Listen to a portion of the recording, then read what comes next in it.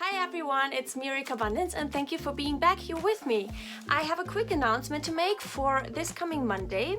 We're going to have a live stream with David and I together where you're going to be able to ask me anything and us anything that you might want to, and if you want us to do them regularly, make sure that you join us live so that we can know if this is worth the effort. And so it's going to be on at 6 p.m.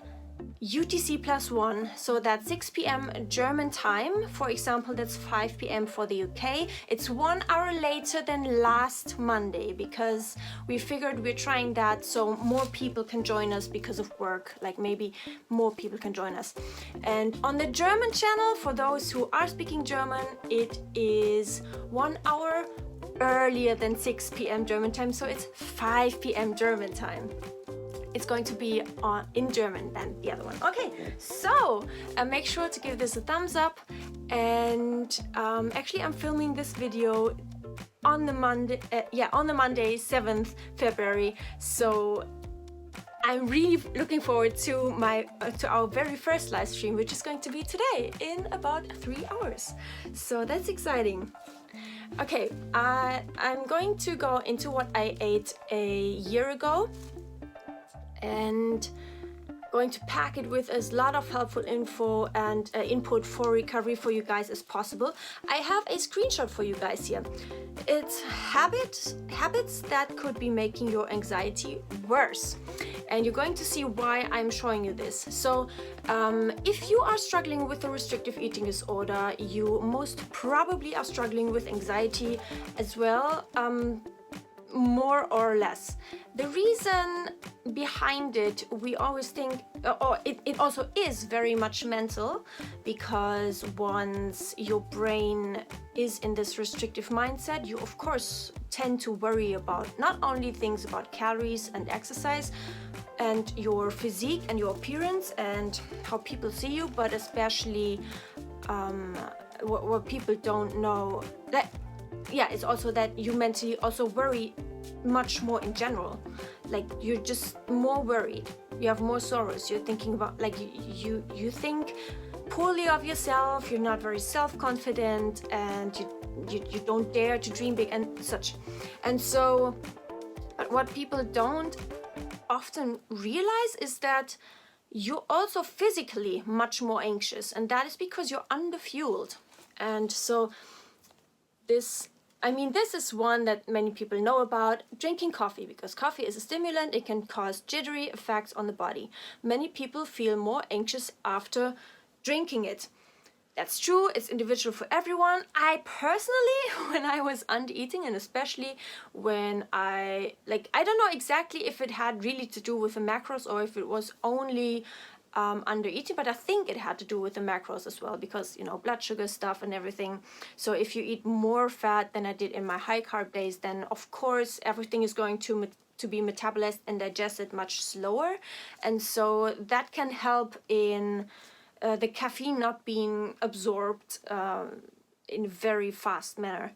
And so this is just something, I'm showing this because this is something that many people feel like that makes a difference in their anxiety. And I did feel that very, very much when I was, when I still was in Quasi Recovery, like 1 year ago. I still felt the very, very high effects, felt intolerant to anything stimulating.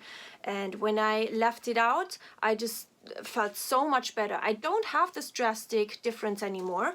But so the next one is also something that many people are aware of: consuming alcohol. While alcohol can give you temporary feelings of happiness, once it wears off, it can increase feelings of anxiousness. And so, but these two things can also be like fear-mongering, right? It's something that our eating disorder also dwells on. Oh yes, this is not healthy for me. Oh no, and this is what I can do against my anxiety. But the biggest thing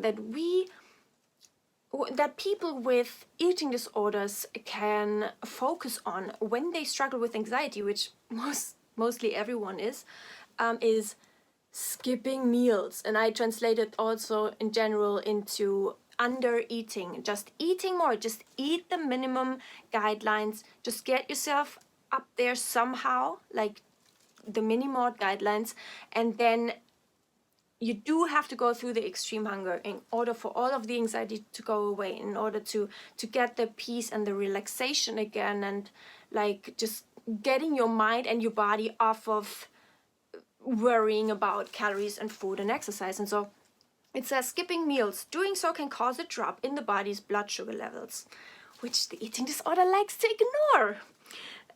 Which can lead to increased feelings of anxiety and irritability. And yes, you will have low blood sugar, and that's also a reason why many people also feel anemic, or you know, they kind of get dizzy when they stand up or something. And it's so important that you think of it. Don't, before you even think of anything else, like what can I not eat so I am the healthiest, you focus on eating enough. That is your biggest weapon against anxiety. And so this is what I had for breakfast. Thumbs up if you enjoy these screenshot inputs, or let me know if they are just too much in these kind of videos. This was the chocolate cake. I was talking about it in yesterday's video. It is just, I just loved how much it looked. My brain loved that the portion was so big, and knowing it's not so much, it's not actually from that day, actually this photo is from another day. I don't know why it's in there. It just felt like, wow, I'm eating so much, but it's not so many calories. It's only just the minimum of the mini mod guidelines. And so because I was afraid of eating less than these guidelines, and I was afraid of eating more than these guidelines. So the former, because I experienced what slow metabolism is, I knew I have to get out of it, and I was really afraid of under eating. And the latter, because I was still in the eating disorder. I was still afraid of weight gain. And this fear of weight gain made me afraid of eating more than the minimum guidelines, which I had not come to the conclusion there yet that I really had to make up for the energy and deficit before. It's not enough to just eat the minimum. It's not enough to just eat as much as normal people who never restricted eat. You do have to eat more than these people in order to reverse and make up for the energy deficit that you had before. And yes, so this is a vegan protein bar. I had these 3 days ago as well, as you saw in the video. Peanut crisp again, like the same flavor as 3 days ago. And what I actually wanted, guys, is a Snickers, plain and simple. If you are starting recovery now, if you are like benefiting from my videos, you might have challenged a bar or something like this. I challenge you, and I can only recommend you and beg you to not do this mistake of me and go for like some wannabe chocolate bar. You don't go for a protein bar, you go for the proper one. You go for a real chocolate bar, a real candy bar of some kind, the one that you're most afraid of. You do yourself a favor. And yeah, these are the artificial sweeteners that I was very afraid of, which helped me to justify, yes, we're going for the protein bar, because yes, this is challenging, and yes, it was challenging, but not as challenging as it could have been if it had been a candy bar, right? So we just have to be fully honest with ourselves, not only half honest. And yeah, this was the usual lunch. I actually made myself a banana ice cream today, but you know, a challenging one, like one that is not with ice cubes and not very high volume, but very, very low volume and dense. These are toasted soy flakes and nuts from the microwave. This was dinner. This is red wine, which is a big deal for me, guys, 1 year ago. And we had a pizza. This is a conventional store-bought pizza from Lidl. It's a vegan one, and unfortunately they don't have it there anymore. They kind of have a new one with meat replacement on top, and it's not half as good as this one was. This was with a lot of vegetables and also with tons of salt and tons of oil, like coconut stuff on there.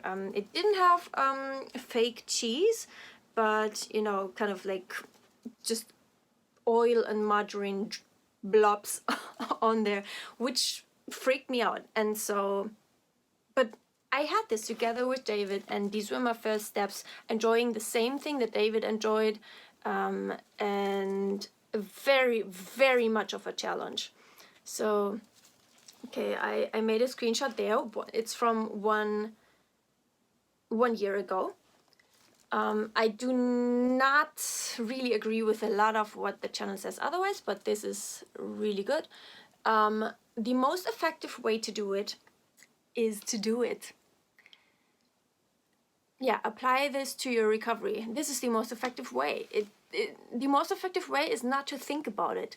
The most effective way is also not to watch videos about it, just such as mine, for example. The most effective way to do it is not to contemplate about it or to fantasize about it, how it could be if you dare to do the recovery steps. No, you have to do it.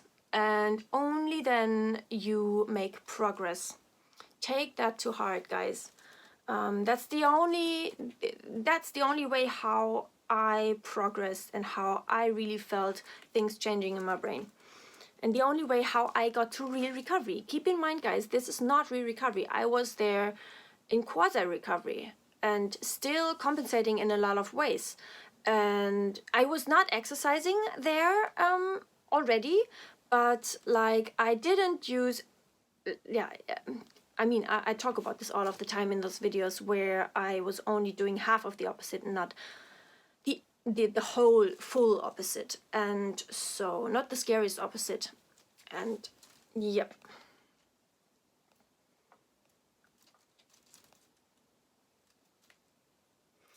This is, you see half of it there first. And that is the thing. I used to only put half of the things first because of course it was much scarier to just take the whole thing all in once, but also all at once, but also because I just was so slow at eating. Like I'm not the speediest and quickest one in eating now as well, but it's a whole lot of a difference in comparison to there. I just tried to savor, especially when I was challenging myself. Like here, it's like I was savoring every bite, and it's also very much of an eating disorder habit, because it just makes you feel like you get more from the calories, that they are more, it feels like it makes them more worth it. And when you get out of energy deficit and when you went through the extreme hunger and your brain is not in this energy deficient state anymore, then this will cease. It will stop. I am not savoring every kind of bite anymore because I know plenty of calories are coming my way anytime I think of food. I do not have to make the most out of this moment and kind of glorify and worship it and just be there, just so hyper focused on that moment where I am enjoying that one, right? So you get the difference. It's, yeah. And so the reason is the other one would have been cold. The other half would have been cold by the time I had gotten to it because it took an hour for me to eat it. And so that doesn't happen to me anymore. That's the reason why I left the other half in the oven so it stayed warm. But I got the other half as well. I looked it up in my photos. The next day I didn't have the other half, and also for sure my husband didn't have it. I really made the point in eating the whole thing. On the other hand, I already kind of included that in my calorie consumption of the day, and you know, it's not real recovery per se. This was what I ate a week ago, and it is, so now that you see this video, it's 1 week ago, and it is basically oats and I think it's whole wheat flour, and then cacao powder and dates, like in pieces, and some sugar, and it's basically become a cake. I just wanted to make a real proper cake without baking, kind of. And I fancied chocolate oats, but this is like more than double the calorie density of the chocolate oats that I showed you in this video a year ago. And that's how you do it when you're not afraid of calories, okay? It doesn't have to mean that you cannot enjoy these things, but you do not manipulate the volume. You can have, like, oatmeal itself is a really calorific, it can be a really calorific, which is a good thing, food, because if you don't put water, it's like very dense, right? So why do we manipulate it? And like sometimes I actually added like 10 times the water, which is just nuts. So it's disordered, yeah. This was what I had for breakfast with a coffee latte, whatever. With the candle again, which you guys know it's special for me. I had a, what do you say? In German you say Teilchen. It's like a sweet baked good from the bakery, which we got from Too Good To Go. I love it. I just love these type of things, and I enjoyed it. I had the whole thing there. It's a huge one. It was just as huge as my head, which you're going to see now in the time lapse because I actually ate it in front of the camera. Yep. Really, really yummy. I don't know what's exactly in there, and I don't have to know. And you guys, this is your challenge for today. Your challenge for today is you go to the bakery, the next bakery, and you get a sweet baked good that you're the one that you are afraid of the most. And I can tell you something, you don't get one from the supermarket because they are just not even half as good. From my experience, is that way. And then you enjoy every bite. And no, you don't only eat half the thing, you eat the whole thing.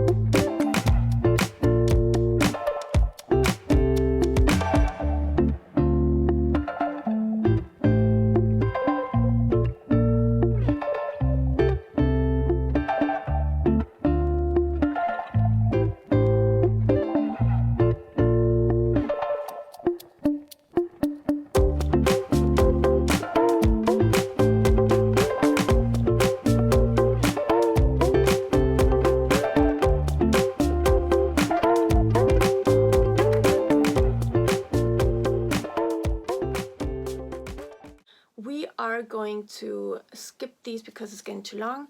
This is a bun with sunflower seeds, and I just had this one just like it was for the first bites, and then I had the other half with butter, and it was just bread and butter. Sometimes you don't want more. I just wanted that in that beginning, in that moment. Sorry. This is the banana cake that we made, which you're also going to see later. I just took a photo here and to show you guys what it looks like. This is a kind of dinner I had there. It's rice and vegetables. This is white rice, I think basmati or whatever, it doesn't matter. And then some dish that I defrosted from the freezer. It's with coconut milk as well, and lentils and tahini. And that's it there. It's a vegan meal. And tons of tahini, and also lots of soy sauce, Kikkoman soy sauce on there. This is a piece of chicken that my flatmate made and offered me, and I had some of that. This is like, because I was talking about that in the videos a few days ago, that I have to make sure I'm not avoiding meat due to eating disorder reasons, and that's the only reason why I did this. I am not craving it at all, but I have to make sure that I get through this so I can be sure at some point in the future that I am completely not avoiding it because of eating disorder restrictions, not because I'm, you know, kidding myself. And this is cheese, hard cheese, also that I ate with it. Later I had some cookie dough ice cream, which looks like this. This was yeah, I just had as much as I wanted there. Then later I had some of this banana cake. It's also with, it's more cake, it's rather cake than bread because it's with margarine, and so I just put Nutella on there and I did like that, and it tasted really, really amazing. And lots of Nutella. We're not skimpy on that one. And then I also had some spoons, just like that, from the Nutella. Just because we can, guys. That's what it's about. Do the scariest thing you can think of, that your eating disorder is the most pissed off. Okay, that's it for this video. I hope you enjoyed it, and please make sure you have the bell activated, because many people of you guys don't have the bell activated, and that's a bad sign because you're missing uploads of mine and we don't want that. So I'm waiting. Are you doing it? Have you done it? Click the bell? Great. See you next video. Bye.